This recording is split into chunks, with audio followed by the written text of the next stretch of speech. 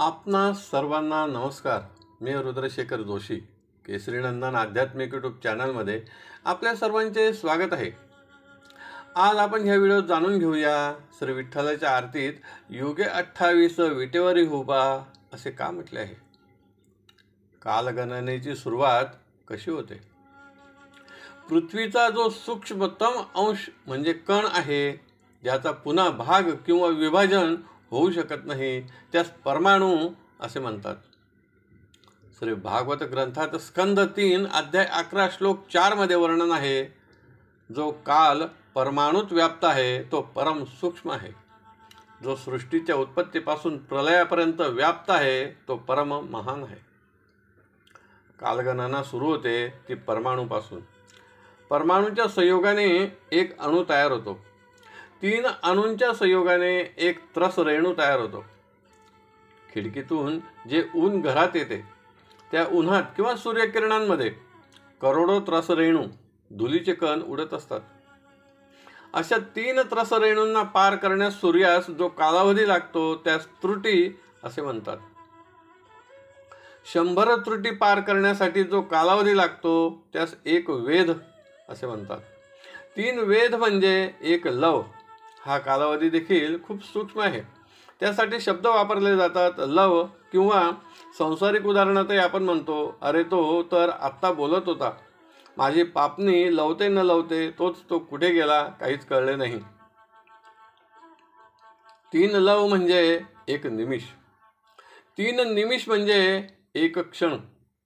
याबाबत आपण नेहमी म्हणतो जसे की अरे ही गोष्ट तर एका क्षणात घडली. 5 क्षण म्हणजे एक काष्ट. 15 काष्ट म्हणजे एक लघु. 15 लघु म्हणजे एक नाडिका. 6 नाडिका म्हणजे एक प्रहर. 8 प्रहर म्हणजे दिवसाचे 4 प्रहर व रात्रीचे 4 प्रहर. 15 दिवस व रात्र मिळून एक पक्ष, ज्यास पंधरवाडा असेही म्हणतात. 2 पक्ष म्हणजे एक महिना. 2 महिने म्हणजे एक ऋतू. 6 महिने म्हणजे एक अयन. 2 अयन म्हणजे एक वर्ष. सतयुगाची वर्षे 17,28,000 वर्षे आहेत. त्रेतायुगाची 12,96,000 वर्षे आहेत. द्वापार युगाची 8,64,000 वर्षे आहेत. कलियुगाची 4,32,000 वर्षे आहेत. एकूण 43,20,000 वर्षे मिळून एक चतुर्युग होते. असे 1000 चतुर्युग म्हणजे ब्रह्मदेवाचा एक दिवस, ज्यास एक कल्प असेही म्हणतात. पुन्हा 1000 चतुर्युग म्हणजे ब्रह्मदेवाची एक रात्र होय. ब्रह्मदेवाच्या एका दिवसात 14 मनू होतात. स्वयंभुव, स्वारोचिष, उत्तम, तामस, रैवत, चाक्षुष, वैवस्वत, सावर्णी, दक्ष सावर्णी, ब्रह्म सावर्णी, धर्म सावर्णी, रुद्र सावर्णी, देव सावर्णी, इंद्र सावर्णी. या एक मनूत 71.614 महायुगे होतात. एका महायुगाची किंवा चतुर्युगाची वर्षे 43,20,000 आहेत. याप्रमाणे चाक्षुष मन्वंतरापर्यंत होऊन गेलेत. वैवस्वत हे मन्वंतर 7वे आहे. वैवस्वत मन्वंतरातील 27 महायुगे झालीत. हे 28वे महायुग सुरू आहे. यात सत्ययुगाची किंवा यास सतयुग, कृतयुग असे देखील म्हणतात, याची 17,28,000 वर्षे, त्रेतायुगाची 12,96,000 वर्षे, द्वापार युगाची 8,64,000 वर्षे होऊन गेलीत. तर शेवटच्या 28व्या कलियुगाची एकूण 5,125 वर्षे झालीत व 4,26,875 वर्षे अजून शिल्लक आहेत.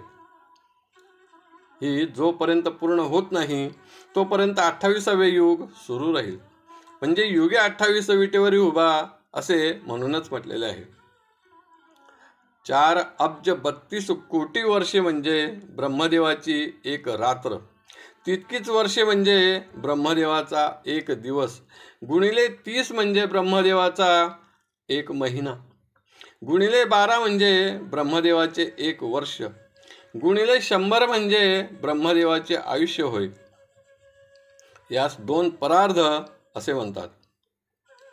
यात एक परार्ध म्हणजे ब्रह्मदेवाची 50 वर्षे पूर्ण झाली असून 51व्या वर्षाच्या पहिल्या महिन्याच्या पहिल्या पक्षाच्या पहिल्या दिवसाच्या 13 घटिका 42 फळे व 3 अक्षरे पूर्ण झालीत. हे वाराह कल्प सुरू आहे. तर ब्रह्मदेवाचे ह्या 2024व्या वर्षी किंवा सृष्टी निर्मितीपासून आतापर्यंत 15 निखर्व 55 खर्व 21 अब्ज 97 कोटी 29,49,125 वर्षे पूर्ण झाली व हे ह्या गुढीपाडव्यापासून 126वे वर्ष सुरू आहे. ही कालगणना खूप कठीण आहे, तरी देखील अचूक करण्याचा प्रयत्न केला आहे. तरी देखील ज्योतिष तज्ज्ञ, गणित तज्ज्ञ, कुंडली तज्ज्ञ, विद्वान, पंडित अशा श्रेष्ठ व्यक्तींच्या दृष्टिकोनातून जर कुठे चूक झाली असेल तर मला मोठ्या मनाने माफ करावे. ही कालगणना परलोक व पुनर्जन्म ग्रंथात पान नंबर 231 वर वर्णित आहे. आपणास आवडले असेल तर जरूर लाईक करा, शेअर करा, सबस्क्राईब करा. धन्यवाद. नमस्कार. जय केसरी नंदन.